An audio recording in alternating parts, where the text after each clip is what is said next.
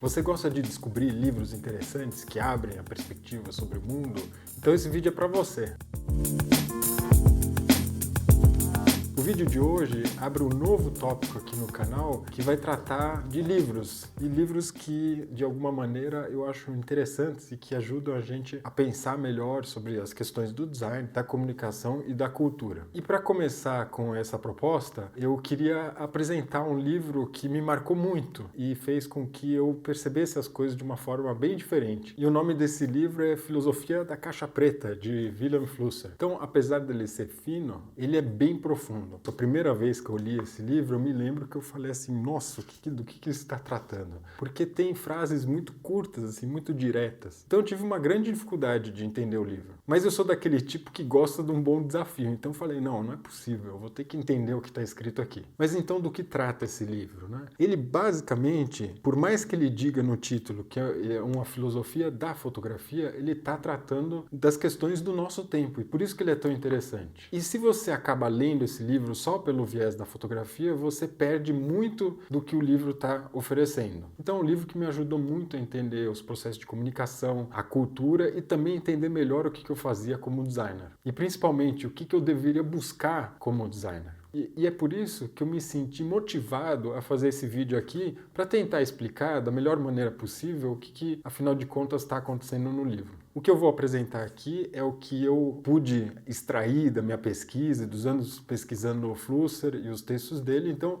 eu vou tentar me limitar a esse livro aqui, claro, fazendo referências a outros livros da obra de Flusser, mas não fazendo referência a outros autores, que isso também pode ser uma estratégia interessante de você ir ver quais são as relações que Flusser estabelece com outros pensadores da época dele ou anterior, mas para simplificar um pouco o vídeo e ir direto ao ponto, eu vou me ater só a Wilhelm Flusser. Então a estratégia que eu busquei aqui é tentar explicar aquilo que não está no livro, mas que pertence ao universo de Flusser e da onde surgem as questões que depois vão ser colocadas neste livro aqui. Esse é um livro que foi escrito primeiro em alemão, que era um costume do autor. Wilhelm Flusser escrevia em alemão e depois ele traduziu o próprio texto para o português, para o inglês e até para o francês. E a primeira versão desse livro saiu então em alemão, que é essa versão aqui, ó.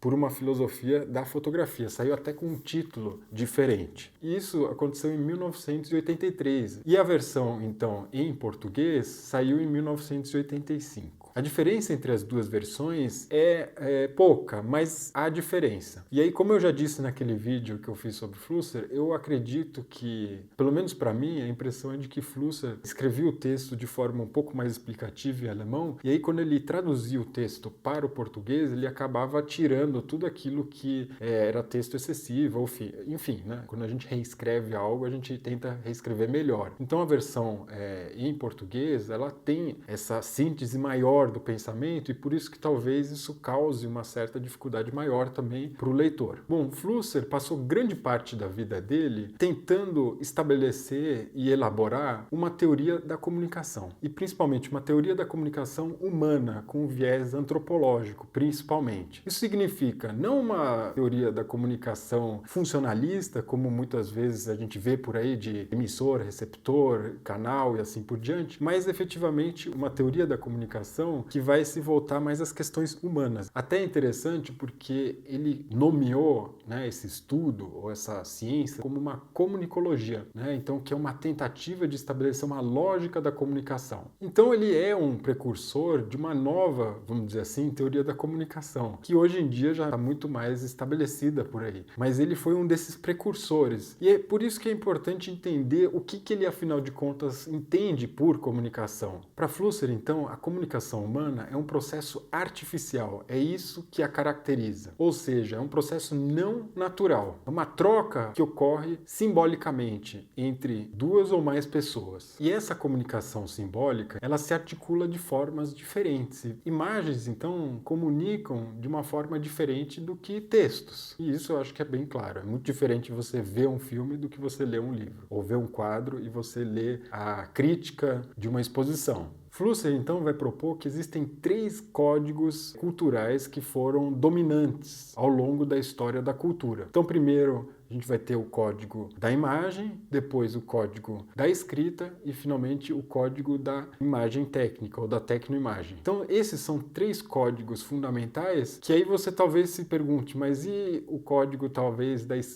dos gestos ou da fala? Então, esses são códigos que Flusser vai desconsiderar justamente pelo fato de que eles acompanham todos esses outros códigos, mas eles são dificilmente rastreáveis. Então, a gente não tem registro, por exemplo, de como que era a fala antes da escrita ou antes das imagens. Então, ele vai se ater a todos os códigos que a gente tem algum tipo de registro. Flusser vai apontar para uma relação entre os códigos e períodos históricos. Então, ele vai dizer, por exemplo, que no período em que predominava a pintura rupestre, por exemplo, né, as primeiras pinturas, a gente tem ali o período pré-histórico. Depois, com a invenção da escrita, a gente teria o período histórico. E aí, depois da Revolução Industrial, com a ascensão das imagens técnicas, a gente teria o período pós-histórico. Então é bem simples, na verdade. Parece complexo, mas não é. Então são 3 períodos. A gente tem o pré-histórico, histórico, pós-histórico. E a gente tem 3 códigos: imagem, escrita, textos e imagem técnica. Então, essa é uma divisão importante para o autor. Mas aí que tá, mas por que Flusser propôs esses 3 períodos, né, com esses 3 códigos?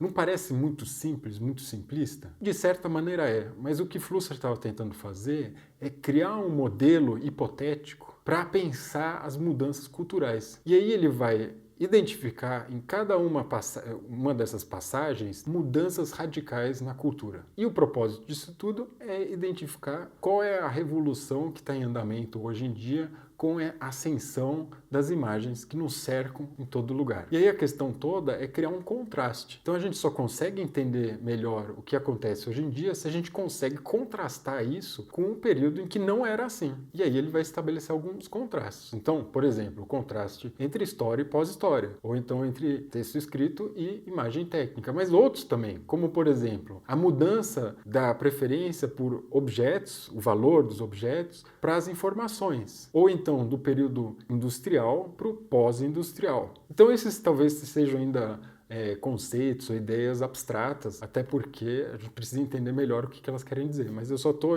apontando aqui já questões que vão aparecer no livro. Então quem já leu o livro vai saber do que eu estou falando. E quem não leu ainda vai entender agora também por que ele está usando esses termos. E aí a questão é, mas o que isso tem a ver com a fotografia? Essa é a questão que eu acho tão interessante em Flusser, como ele conseguiu perceber que um objeto, né, ou uma relação com um objeto técnico pode, na verdade, servir de modelo, né, para a gente entender a relação que a gente mantém com todos os aparelhos que a gente tem hoje em dia. Para Flusser, no aparelho fotográfico, a gente consegue entender essas novas mudanças, ou seja, por exemplo, a passagem do valor dos objetos para as informações, ou então do período industrial para o pós-industrial. Então, a partir do gesto fotográfico e tudo que tem a ver com a fotografia, já é possível perceber essa mudança cultural que acontece nos dias atuais. No próximo vídeo, eu vou fazer então uma explicação um pouco mais detalhada do livro em si. Eu acho que isso que eu falei aqui agora vai ajudar bastante a você que quer começar a ler o livro, ou então, se você já leu o livro, essas sejam talvez informações importantes para você. E aí eu faço essa recomendação. Antes de você assistir ao próximo vídeo que eu for fazer sobre esse livro, tente ler o livro. Faça esse experimento. Tenha a experiência de ler um pouco o Flusser e veja como que você se relaciona com esse autor. E eu garanto que é uma experiência muito interessante. Porque aí, quando eu for explicar melhor quais são os conceitos chaves do livro em si, isso vai ficar mais fácil para você depois de entender também. Então eu espero que você tenha gostado, foi uma breve introdução, pontuando as questões que eu acredito serem centrais, principalmente pontuando a ideia de que não é um livro só sobre fotografia, mas é um livro também muito importante para designers, ou então publicitários, ou jornalistas, ou artistas, claro, artistas principalmente, ou mesmo qualquer pessoa que tenha interesse em entender um pouco melhor como que é esse mundo que a gente vive atualmente. Então, se você gostou aqui do vídeo, dá aquele like, se inscreva no canal, e se você tiver alguma coisa que você queira comentar ou compartilhar sobre a sua experiência de leitura deste livro, deixa nos comentários. Por hoje é só, e a gente se vê então no próximo vídeo.